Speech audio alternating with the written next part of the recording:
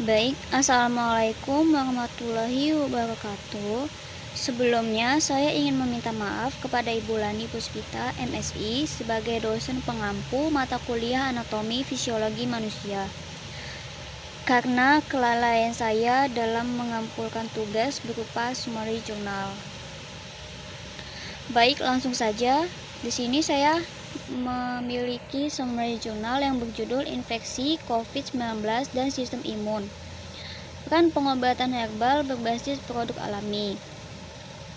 Sebelumnya, perkenalkan saya Veronica Ilustriani dengan NPM 2410409. Berikut profil jurnal yang saya temukan. Penulisnya yaitu Zauni Kusnul dari Stikes Pemenang. Tanggal terbitnya yaitu 9 Desember 2020.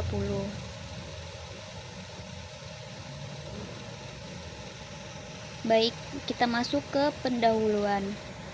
Tubuh memiliki sistem terintegrasi yang bekerja melindungi tubuh dari infeksi yang lazim, dikenal sebagai sistem imun. Sistem imun melindungi tubuh dari infeksi dengan memproduksi molekul protein yang disebut antibodi yang mengikat antigen agen infeksi.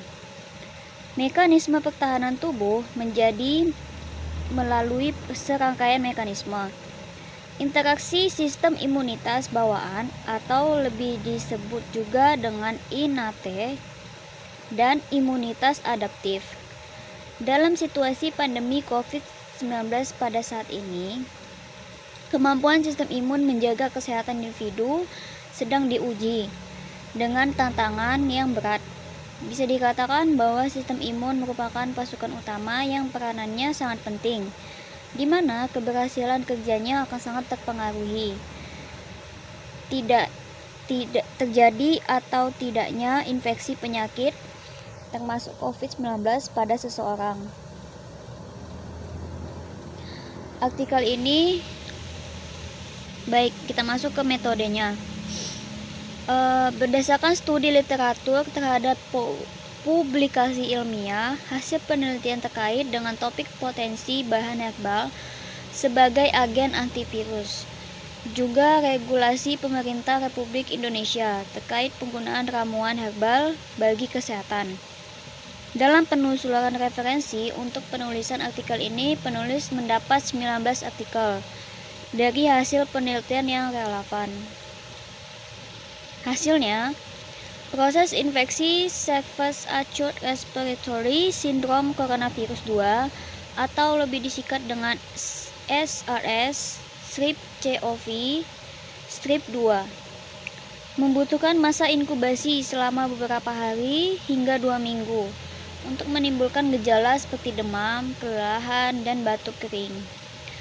Dalam kasus yang berat dapat disertai pneumonia atau sindrom pernafasan akut.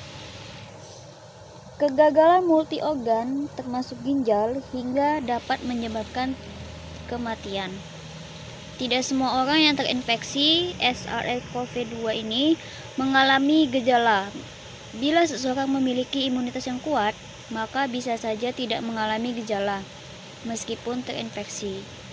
Hal ini menjelaskan mengapa dalam pemeriksaan screening COVID-19 banyak ditemukan kasus OTG atau bisa disebut dengan orang tanpa gejala. Berikut tabel produk herbal yang berpotensi sebagai antivirus.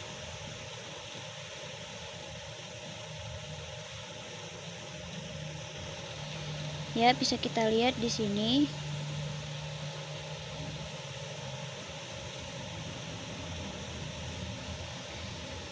Di sini ada nama herbal, bentuk sediaan, model eksperimen, hasil, dan referensi. Seperti pada tabel berikut.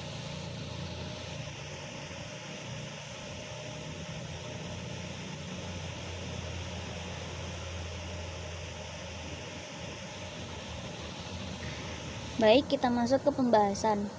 Pemerintah Indonesia mendorong penggunaan potensi sumber daya domestik untuk penanganan COVID-19, namun belum ada jamu yang terdaftar secara resmi sebagai bahan yang teruji untuk pencegahan dan pengobatan COVID-19 di Indonesia. Klaim kemanjuran produk yang tersedia untuk menangani COVID-19 lebih pada fungsi memelihara dan meningkatkan sistem imun manusia. Produk herbal lebih banyak digunakan, terutama produk yang diklaim dapat menjaga kekebalan tubuh manusia.